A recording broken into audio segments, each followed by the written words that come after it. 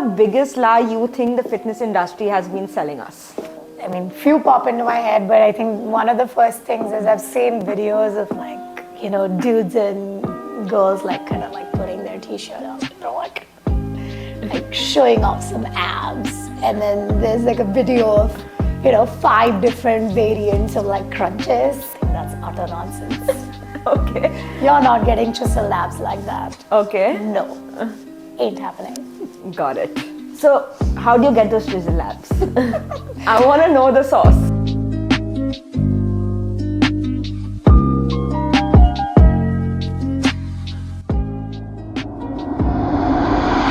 Welcome to In Our Wellness Era. Hi, I'm Aashnee, the co-founder of Meditourz, a wellness and well-being tourism company and platform. Today, we're going to dive into something that we don't discuss very often: how women's bodies change because of fitness, but one fitness regime does not fit all. That's why we have Anisha here today. Anisha is a master trainer at Physique 57, an ACE certified personal trainer, a Schwinn indoor cycle trainer, and a pre and postnatal trainer.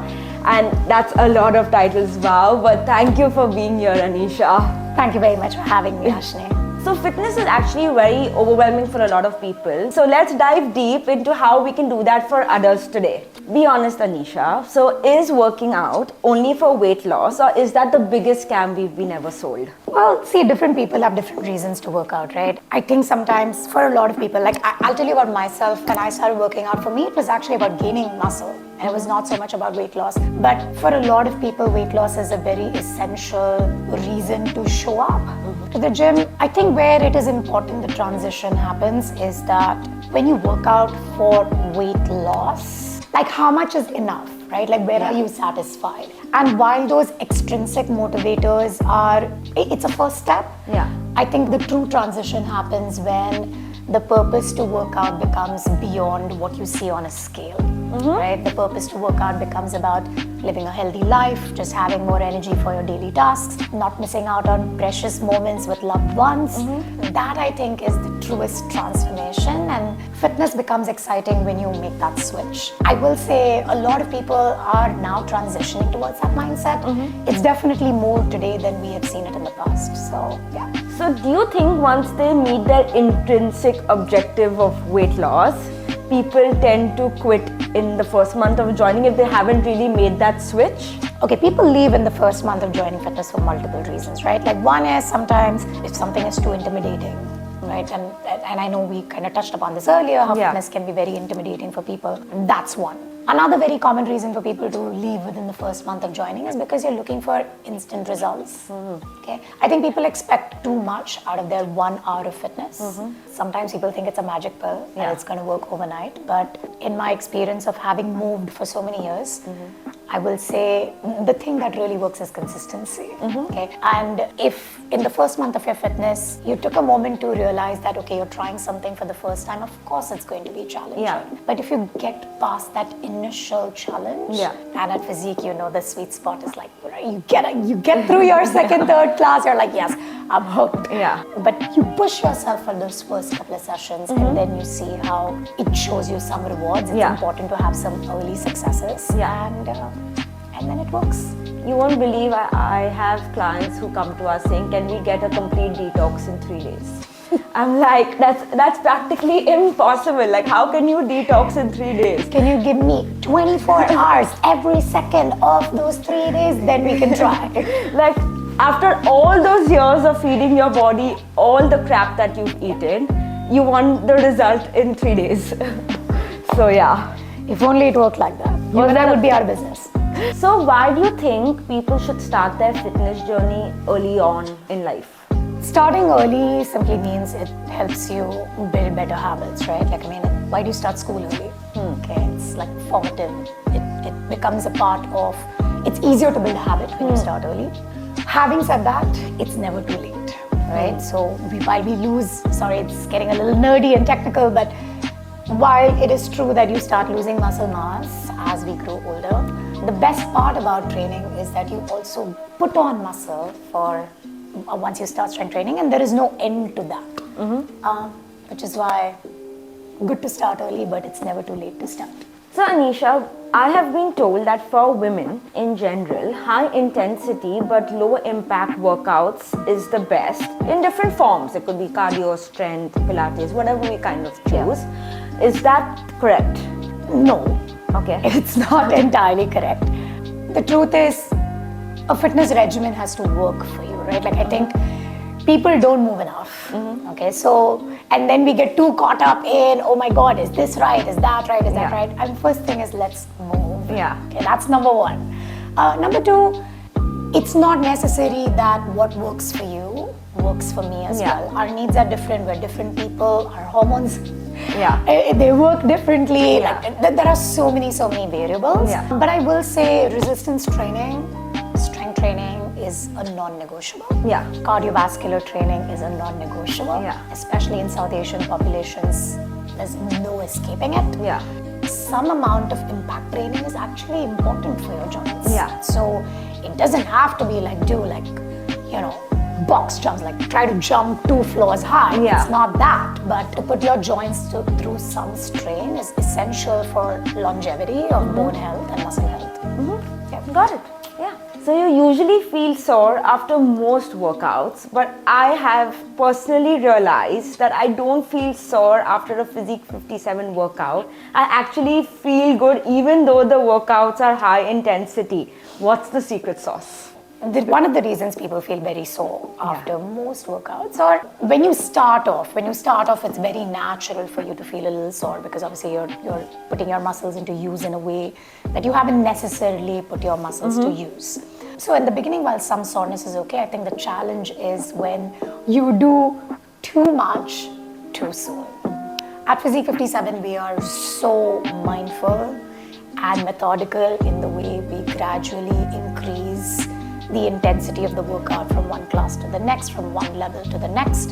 And the best part is it's so tailored to you, even though you're in a group setting. I mean, you can speak out of experience. Like if I'm working out next to somebody who can go 1 minute non-stop, no breaks, it's not necessarily me. And the trainer creates an environment in the room where you feel safe to take breaks when you want to, and or is even there sometimes to tell you to like scale back, breathe, like it's just fine, So I think that hand-holding through the process is so essential, and that's probably one of the reasons, Aashnee, we've not gotten to the point of soreness where you don't want to come back. That really is it. So gradually increase intensity so that you're not doing too much too soon, and you're walking away feeling more empowered than feeling like you got hit by a truck.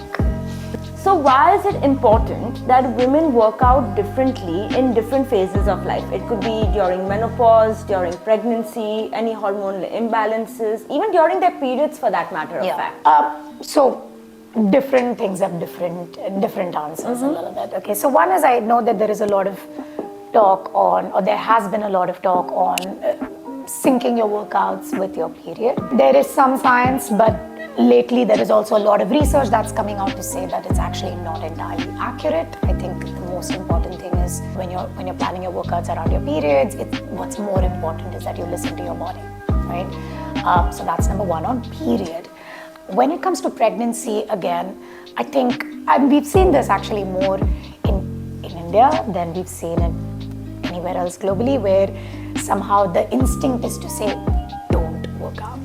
But actually, that's entirely untrue. In fact, you should be moving, science says, you should be moving up to 150 minutes of moderate to low to moderate intensity exercises. So not just walk, actually train, like move, Sure, again, because there are so many changes in the body during pregnancy, your hormones are shifting, you are literally growing a person inside of you. So obviously how your body will move, how it will adapt to exercise will be very, very different, and certain scaled down versions would be required. But if you've been healthy before you got pregnant, there is no reason why you shouldn't be working out when you're pregnant, so long as you have a clearance from your doctor. That's first. Menopause, it's a big shift.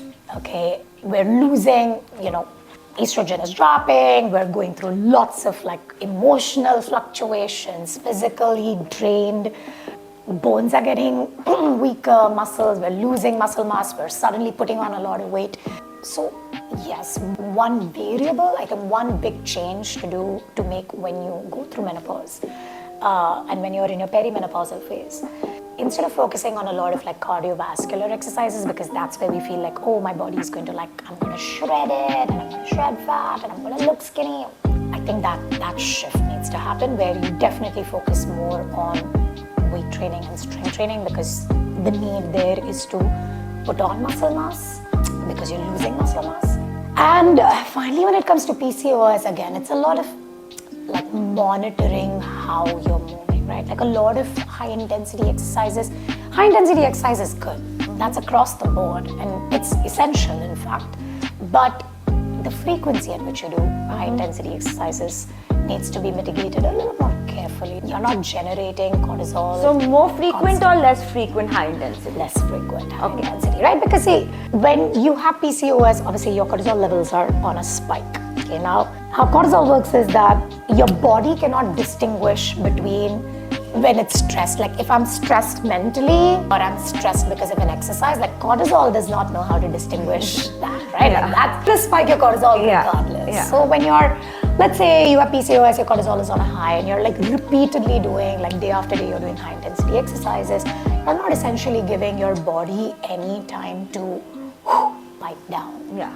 Okay, so, and the truth is that you actually build muscle when you're at rest, not when you're in the gym. Got it. Yes, that's catabolic, anabolic.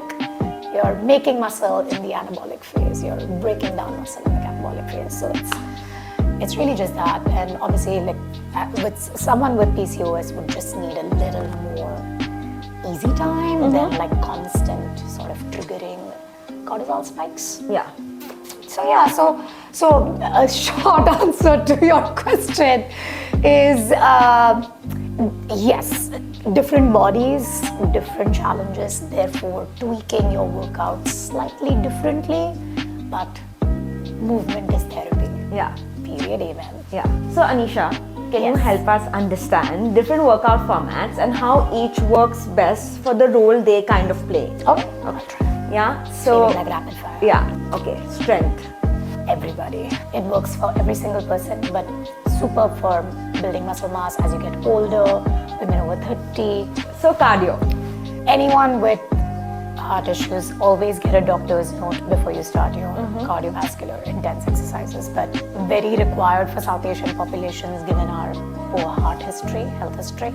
Anyone looking to build endurance, cardio for.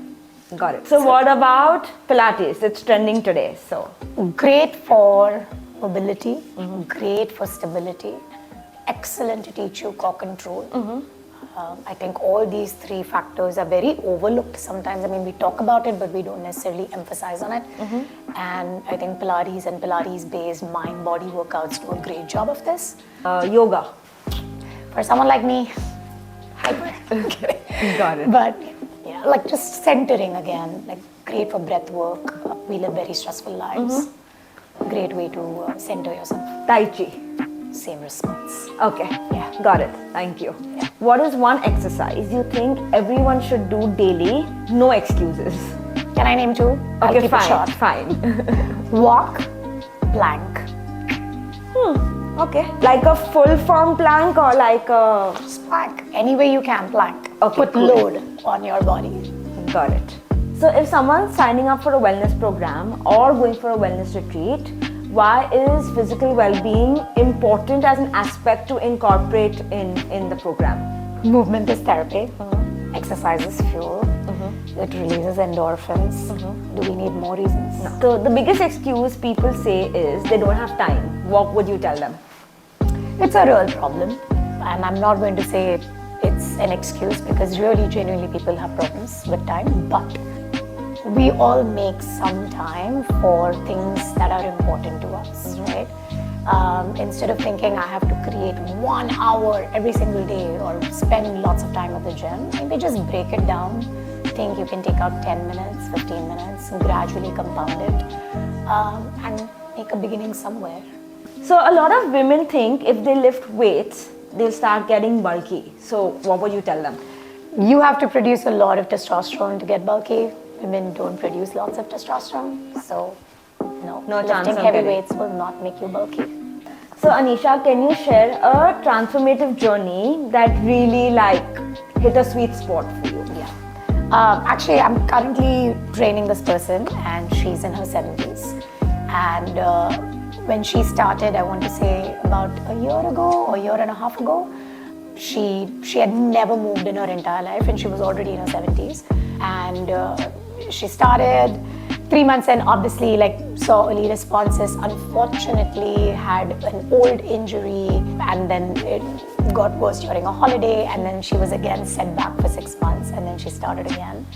And today, Aashnee, she is so sincere. She will never miss a day of her workout unless she really genuinely can't make it. Has prioritized fitness over everything in her life. Something as sweet as on Ganpati Day, I was like, oh, auntie, are you coming? She was like, yeah, I have multiple Ganpati visits, but Ganpati can wait. I'm coming for class. Modaks can also wait. She's like, it can wait, I'm coming for class. That is super inspirational, right? You're living a life where literally you have an army of people to do everything for you, but you choose your sense of self-worth and independence, and you realize how movement can be so empowering. And to see that transformation has been special. The right intention. Yeah, it's been special. I mean, why are you working out? For me, it's important that when I'm 80, I can still climb a flight of stairs with no help and pick up a bag. Right? For me, that's important. So Anisha, we as consumers, when we go for fitness, etc., we feel our trainers are all calm, composed, sorted. They don't have any struggles with their fitness journeys. Did you ever personally face any struggle with your fitness journey? I struggle every day. If I go through a week where I'm able to successfully complete 4 workouts in a week for myself, I'm like, yes, big win. Yeah. But when it comes to specific things, I remember for the longest time I had it's still a challenge with pull-ups. I can't do them.